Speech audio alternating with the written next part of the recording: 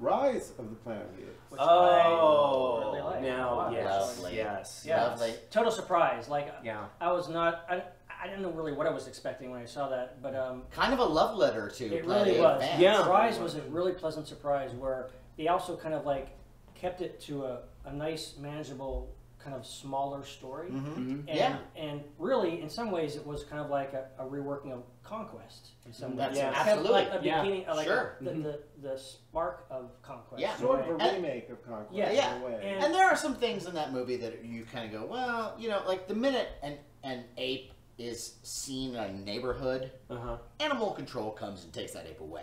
Yeah, but still, Right. But fine. But yes, it's okay. yeah. I will let that go. I don't know, I have a because- lot of problems with the logic in the movie. Right. You know, I didn't think that James Franco and the things that he did in the movie made him that much more sympathetic than, let's say, the villain who meets a horrible death, who is this corporate, you know, power player. And, you know, I think the mistakes James Franco made were actually worse than the decisions that the corporate CEO made, which were, you know, logical for a corporate CEO to make. I didn't think he deserved that horrible a fate. But yeah, the idea that he allows this sort of contagion to be let loose I think throughout it's the world. criminal. Yeah, right. There is something to be said for that. Right. But to give credit to that movie is that the fact that despite all those things that we all agree on, that it does work.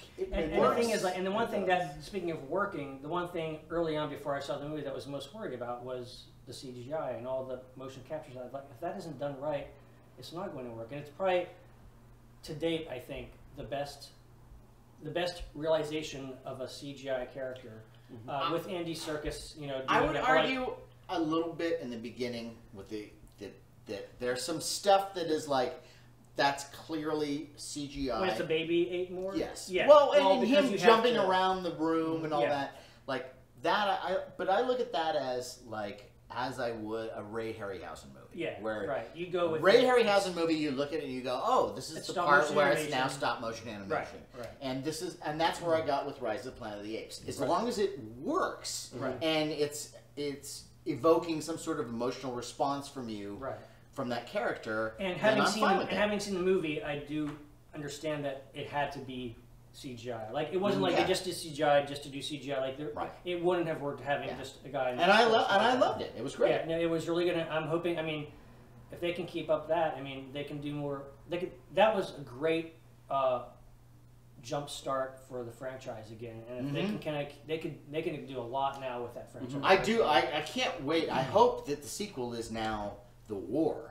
Yeah. Wow, right. can you imagine? Yeah. I mean, it'd be great. I mean, that was really, like I said, the last thing I expected was kind of like a great Apes, another great Apes film. I mean, after the disappointment of Burton's film, you know, why they're doing this again? Going yeah, and they did a great job. Yeah, so.